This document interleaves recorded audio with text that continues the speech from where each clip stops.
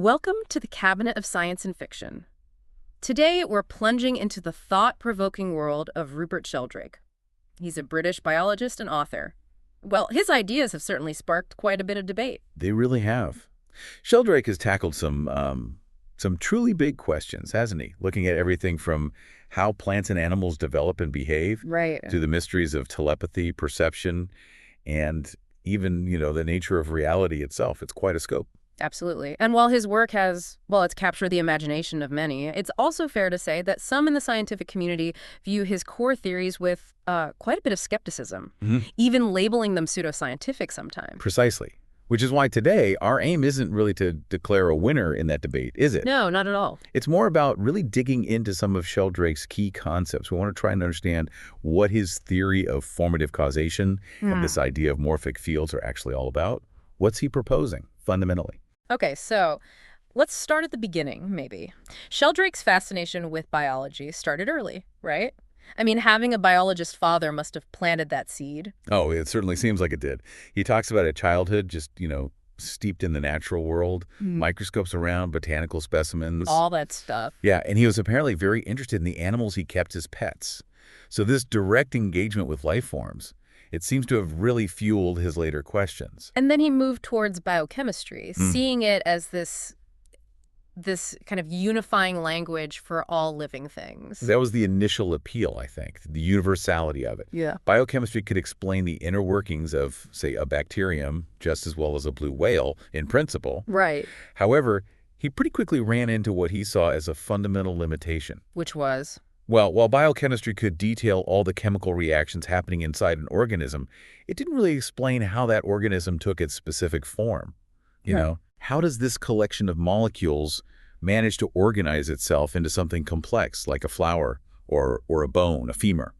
That became his central puzzle. The architecture of life, the sort of underlying blueprint. Exactly. And his decade of research back at Cambridge trying to bridge that very gap, the one between the molecular level and the emergence of form, that sounds like it was the crucible for his own unique ideas. I think that's right.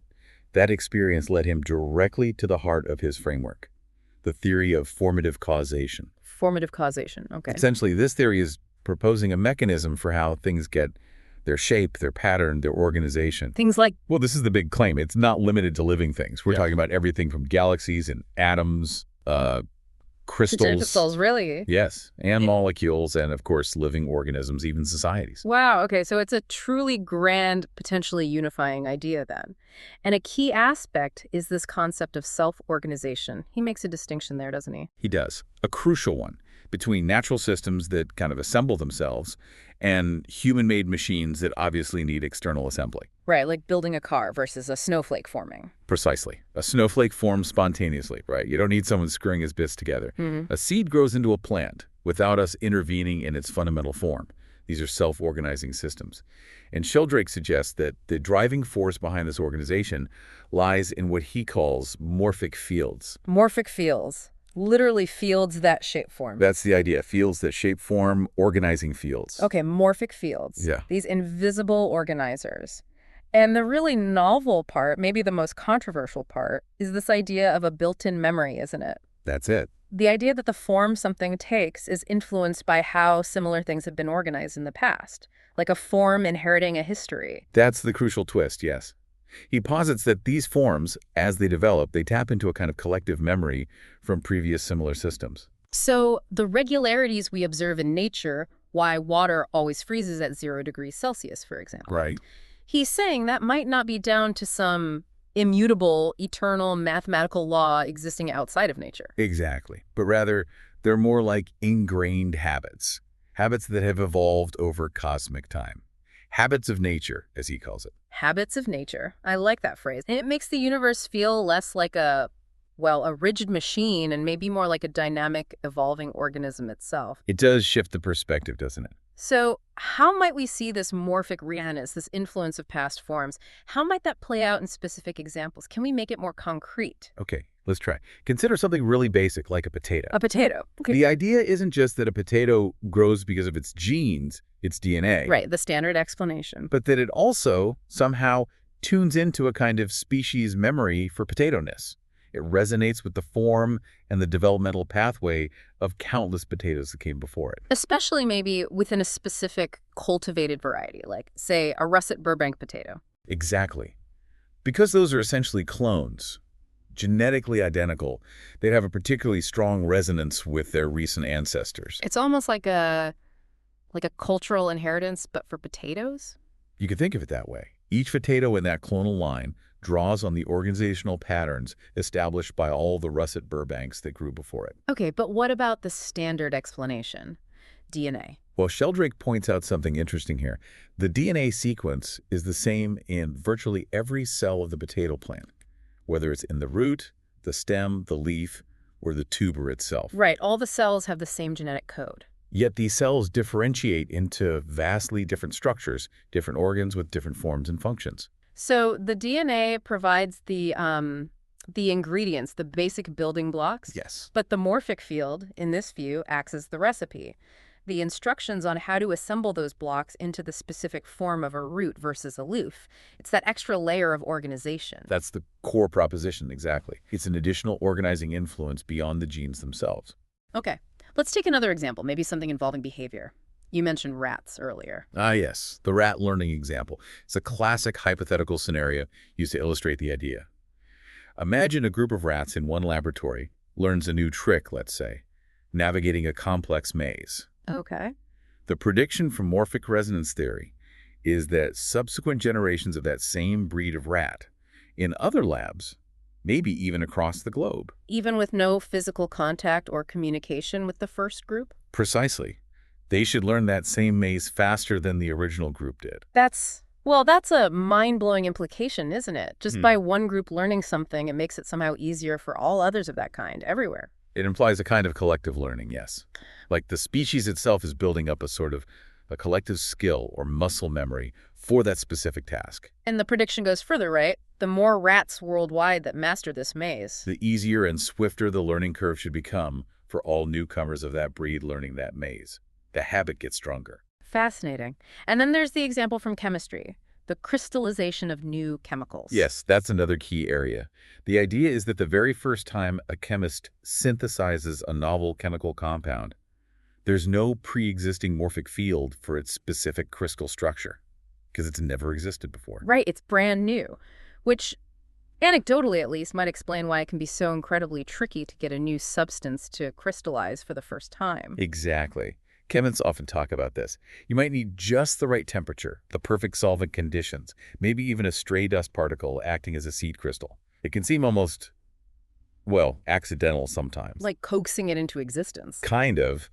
But the prediction from formative causation is that as that chemical is successfully synthesized and crystallized in labs around the world, Each successful crystallization contributes to building up that specific morphic field. yes, making it progressively easier, on average, for subsequent batches of that same chemical to crystallize in the future, wherever they are made.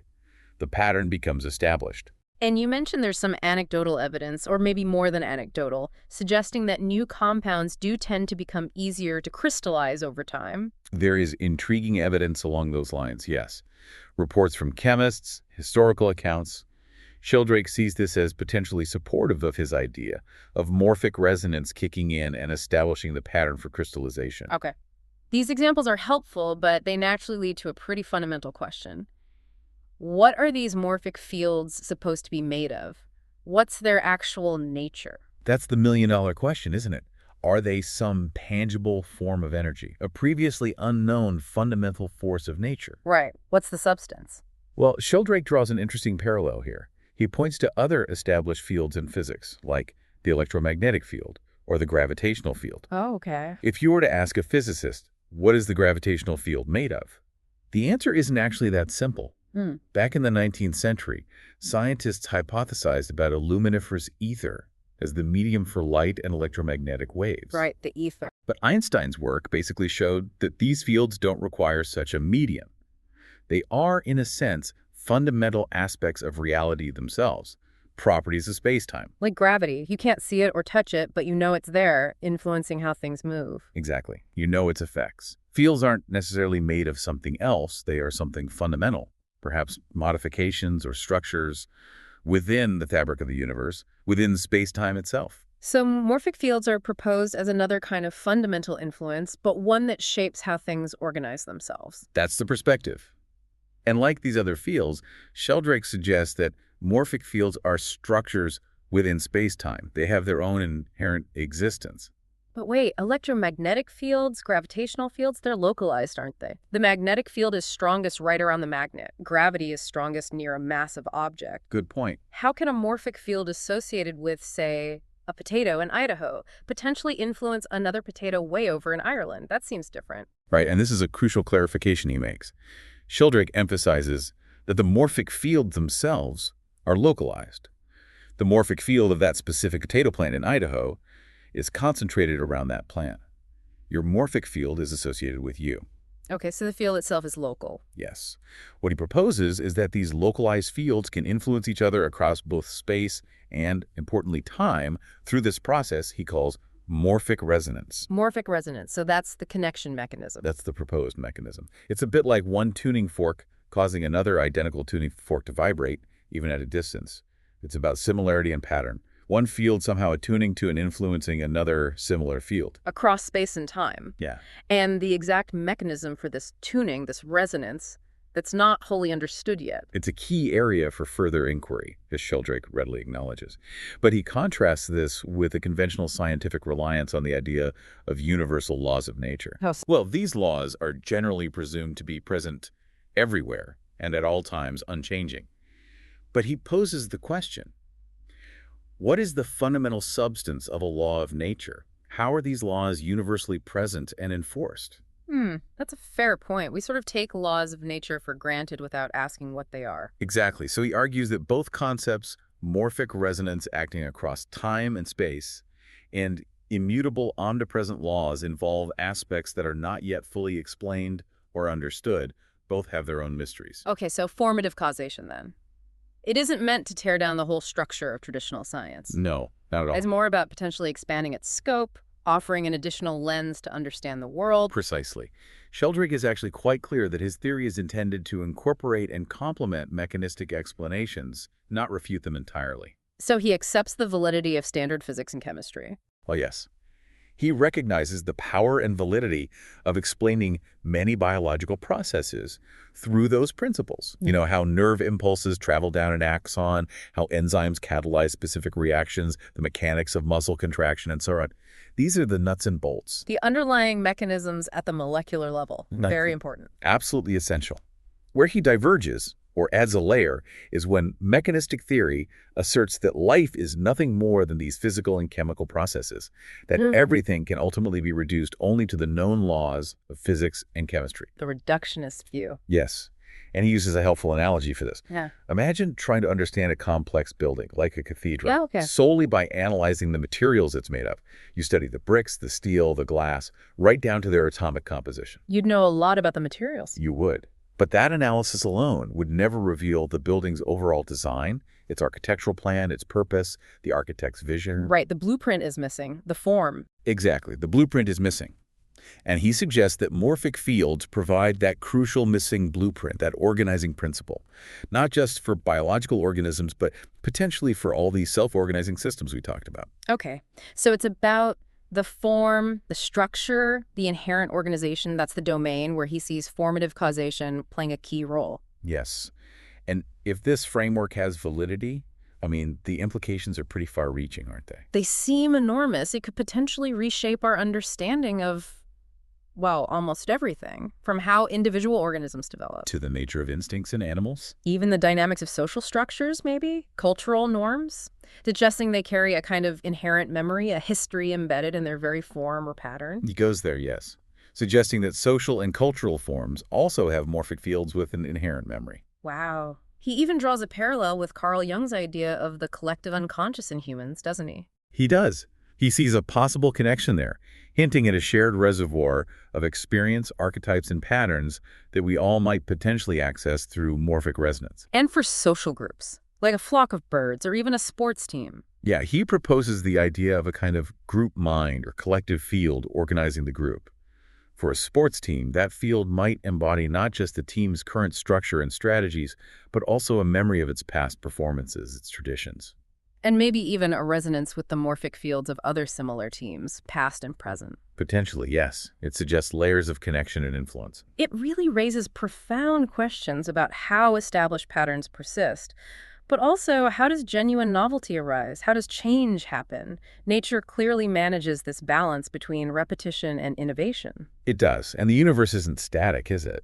There seems to be a continuous creative force at play, evident even in its ongoing expansion. This constant state of flux, of disequilibrium, might actually help destabilize established patterns, preventing them from becoming absolutely rigid and unchanging. So the universe itself pushes against perfect repetition. In a way.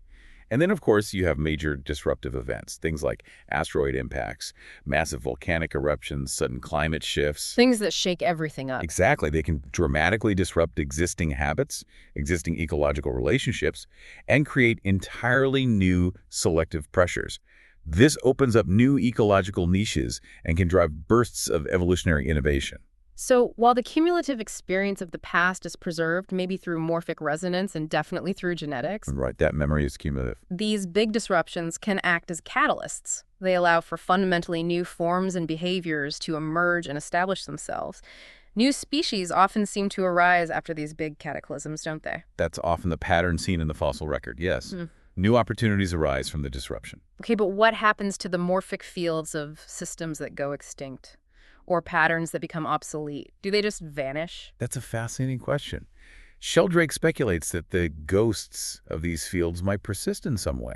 Well, maybe not literal ghosts, but that the morphic fields of, say, extinct species could still exist as potential patterns, and might even exert a subtle influence occasionally. How would we ever know?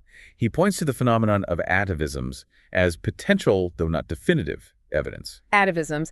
That's when traits from distant evolutionary ancestors suddenly reappear in a modern organism. Exactly. Like a horse being born with extra toes, reminiscent of its multi-toed ancestors, or humans born with tails. Sheldrake suggests this could potentially be interpreted as a kind of tuning back into an older ancestral morphic field that still exists as a possibility. Huh. A fleeting echo of a long-lost form. That's different from parallel evolution, where similar features evolve independently in different lineages facing similar challenges. Yes, atavisms suggest a reactivation of an old blueprint, not a new invention. It's suggestive, though obviously hard to prove definitively. Now let's talk about consciousness itself. If these fields are organizing life and mind, do the morphic fields possess any form of awareness? Are they conscious? That's a natural question to ask, isn't it, if they're so fundamental?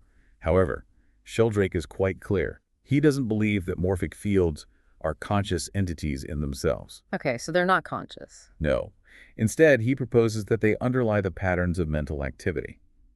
And it's these patterns, when occurring in a suitably complex system like a brain, that can give rise to conscious experience in beings like us. So the field enables the pattern, and the pattern in the brain enables consciousness. That's the gist of it. And he emphasizes that the vast majority of natural processes, and indeed much of our own brain activity and behavior, occurs unconsciously.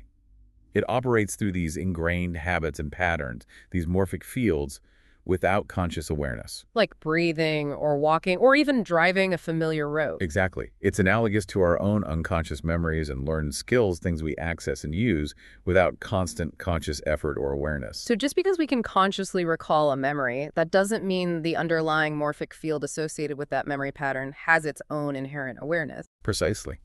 And this line of thinking leads him to perhaps his most radical suggestion concerning the brain. Which is? The possibility that our memories are not actually stored within the physical structures of the brain itself. Whoa. Okay, that is a significant departure from standard neuroscience. The idea that memories are encoded in synapses, in neural networks, that's pretty central. It is indeed. So if they're not stored in the brain, where does he suggest our memories might reside? He uses a very helpful analogy here. Yeah. Think of a television receiver. Okay, a TV set. The TV set is absolutely necessary to pick up the broadcast signal and display the program, right? Of course. No TV set, no picture. But the program itself, the information, the story, it isn't stored inside the television set. It's coming from elsewhere via broadcast waves. Right, the signal is external. So he suggests the brain might function in a similar way, like a complex receiver or tuner. It tunes into memories that are associated with morphic fields. Which morphic field? Primarily, the morphic field of our own past experiences resonance with our own past states, but potentially also tapping into a broader collective memory via resonance with others. So, under this model, if someone suffers brain damage that affects their memory, say amnesia after an injury, Yes. it wouldn't necessarily mean that the memories themselves have been physically destroyed or erased from some neural storage bank. But rather that the brain's ability to tune in to those particular memory fields has been damaged or disrupted. The receiver is broken or malfunctioning, not the broadcast itself. That's a fundamentally different way of looking at memory and brain function. It really is. And of course, this perspective opens up some very intriguing, though highly speculative possibilities. Such as? Such as the possibility, and Sheldrake is careful to stress this, is moving into the realm of personal belief and open questions, that some form of consciousness or memory might persist even after the physical death of the brain. Because if memories aren't fundamentally dependent on the brain's physical structures for their storage, Then the destruction of the brain doesn't necessarily mean the destruction of the memories or the patterns they represent.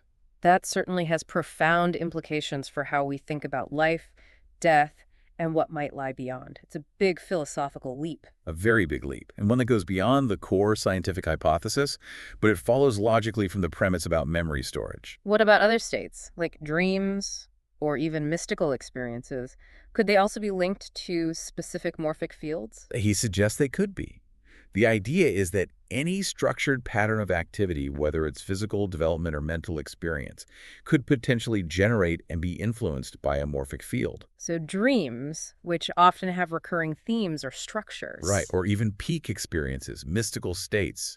These structured states of awareness could have associated fields. And the concept of morphic resonance might then offer a way to understand certain phenomena within spiritual or mystical traditions. We'll think about initiation rituals, or the idea of a lineage in traditions like Hinduism or Buddhism, or the Christian concept of the communion of saints.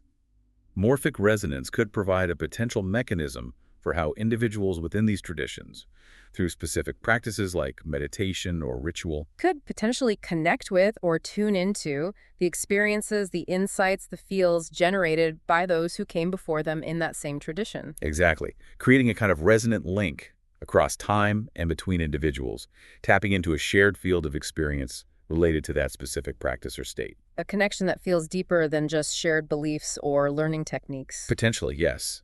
Now, these fields, whether for memories or mystical states or potato development, they aren't seen as isolated entities. Sheldrake envisions a hierarchical organization. Hierarchical, like nested levels. Yes, a kind of nested system, often called a holarchy. Think of atoms within molecules, molecules within cells, cells organized into tissues, Tissues forming organs, organs making up an organism. organisms within ecosystems, ecosystems within the planet, and so on. Each level is a whole in itself, but also a part of a larger whole. A holarchy. And there's influence flowing both ways. Exactly. A reciprocal influence between the parts and the wholes at every level of this hierarchy. He even speculates about a fundamental, primal cosmic field with subsequent levels like galactic fields, solar system fields, planetary fields, all nested within it. That paints a picture of a deeply interconnected and interdependent reality from the smallest scale to the largest. It certainly does. Okay, here's a more speculative question, perhaps. We've talked about influence from the past via resonance. Could morphic fields from the future somehow influence the present? Does this touch on ideas like precognition or destiny? That's a fascinating thought. Sheldrake's current formulation of the theory, the one that's most developed and potentially testable, primarily focuses on the influence of the past on the present through morphic resonance.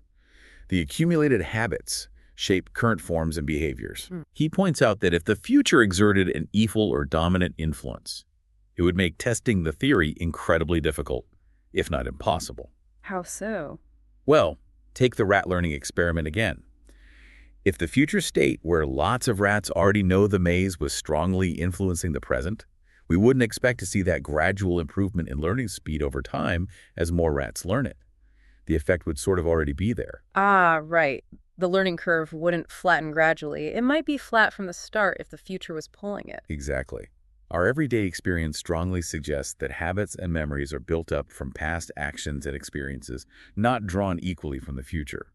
So the theory aligns with that common sense intuition. But he does talk about the future in a different way, using the idea of attractors. Yes, he does incorporate a concept related to the future, drawing on the idea of attractors from dynamical systems theory. Attractors, what are those exactly? In dynamical systems, an attractor is a state or a set of states that a system naturally tends towards over time. Think of a simple example. A ball rolling around inside a ball. No matter where you start the ball rolling within reason, it will eventually settle down at the lowest point in the bottom of the bowl. Okay, so that lowest point is the attractor for the ball's motion. Precisely. It's the end state the system tends towards. Sheldrake applies this concept much more broadly, to biological development, for instance. How does that work? Well, the acorn developing into a mature oak tree. The oak tree represents the attractor for the acorn's development. It's the end state towards which the whole process is directed. The morphic field guides the developing embryo towards this attractor. So the attractor is like a goal or a target inherent in the system. Yes, or a potentiality. It applies also to things like the crystallization of a specific mineral form or even patterns of behavior like an animal migrating through its breeding grounds. There's a kind of inherent tendency within the system to move towards these attractors. They can be unconscious potentials or, in humans, conscious goals we strive for. So the mature oak tree is, in a sense, the morphic attractor for the acorn. It's like a future potentiality that's inherent in its present being. It reminds me a bit of Aristotle's idea of entelechy. There's definitely a resonance there, yes. Yeah. Aristotle's concept of an indwelling goal or end. The attractor is like the future potential pulling the present towards it. It's inherent in the field associated with the system. Okay, and this ties back to the central idea we started with. Nature being governed more by these evolving habits, these tendencies towards attractors. Rather than by absolutely fixed, immutable laws dictating every detail from the very beginning of time. That really does reframe our whole understanding of the cosmos, doesn't it? Moving away from maybe a deterministic clockwork universe picture. Towards something more like a developing, learning organism. A universe with its own ingrained tendencies, its own history, its own habits. It emphasizes the continuous, ongoing influence of the past in shaping the present moment. Exactly. And it offers potentially new ways to think about things like our own personal memories, the influence of our ancestors, maybe even the significance of rituals and traditions as ways of consciously connecting with or reinforcing those established patterns or fields.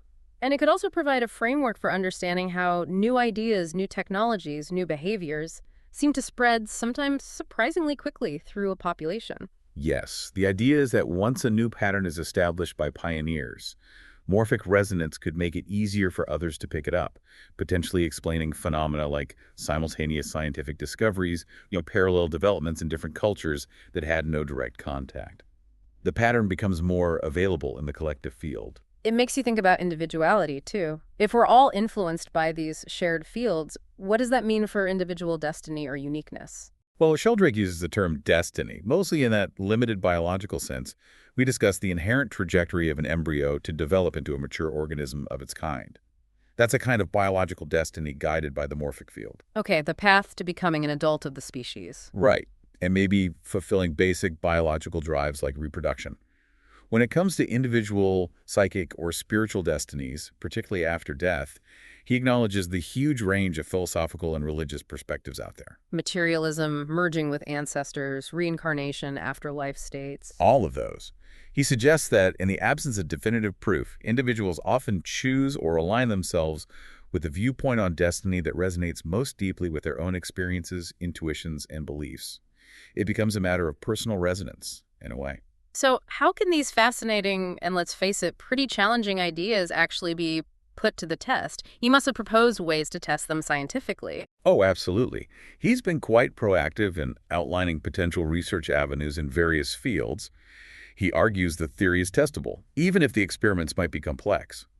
What kinds of experiments? Well, for example, in chemistry, rigorously tracking the ease of crystallization of genuinely novel compounds over time in different labs worldwide. Controlling for factors like shared knowledge or contamination, presumably. Exactly. In biochemistry, investigating whether newly synthesized proteins fold into their characteristic shapes more readily over time. Okay. In developmental biology, carefully studying the development of organisms like fruit flies under controlled conditions to see if developmental pathways become more canalized or easier over generations exposed to specific environmental cues.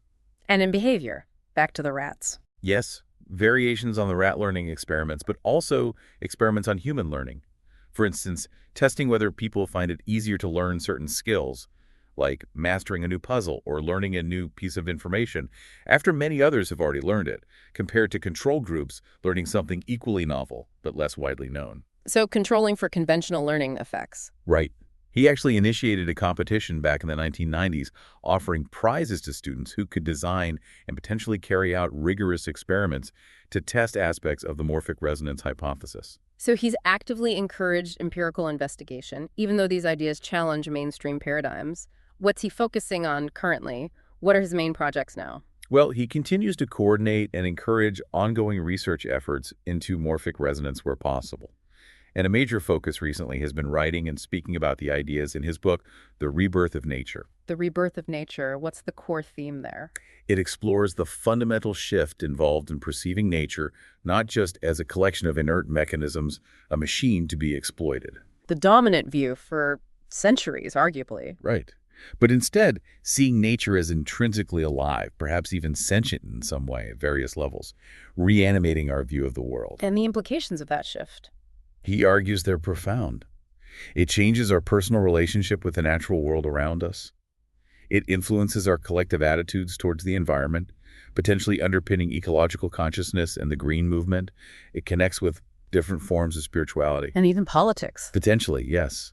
Encouraging a move away from a purely exploitative stance towards a more symbiotic, participatory view of our place within the living ecosystems of the planet, not separate from or dominant over them. It's certainly a deeply thought-provoking and quite expansive set of ideas he's put forward. It really prompts us to reconsider some very fundamental assumptions about reality, life, and our place within it all. Thanks so much for taking this deep dive into Rupert Sheldrake's world with me today. It's been fascinating. It was my pleasure. There's certainly a lot to think about there. There really is. So as you listen and continue your day, maybe just mull over these concepts: formative causation, morphic fields, morphic resonance. How might they subtly shift your own understanding of the world around you? From the seemingly simple growth of a plant to your own memories to the collective patterns you see in society. Just something to consider. Thanks for listening.